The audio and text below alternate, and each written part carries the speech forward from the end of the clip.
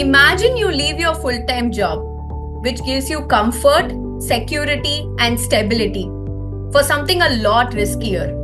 You choose the freelancing life, one that offers you the ability to upskill yourself, earn the income you choose to earn, decide who to work with, where to work from, when to work, and what projects you want to pursue.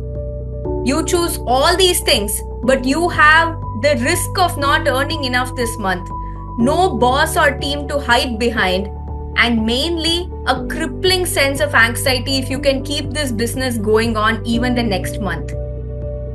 This is what it felt like becoming a freelancer for me.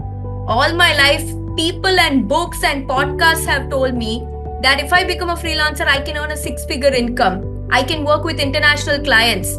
I can upskill myself and promote myself to be anything I perceive to be. But they don't talk about the most important thing, mindset. Mindset is everything. It's what shapes who you are as a freelancer, entrepreneur, solopreneur, small business owner, intern, NGO owner, co-founder, second generation entrepreneur, retired person trying to keep their cognitive skills active, part-timer who is also working in a full-time job, or anything else along the spectrum. Mindset is everything. It took me a year and a half of freelancing to realize this. And it took me another year and a half to compile all my successes, failures, stories, and experiences into the most important work of my life, the freelancer's mindset.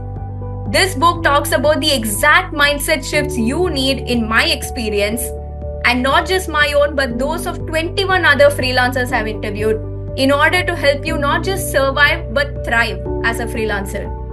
If you're interested in picking up this book, know that it's about to launch in about a week or so. We are near the finish line now.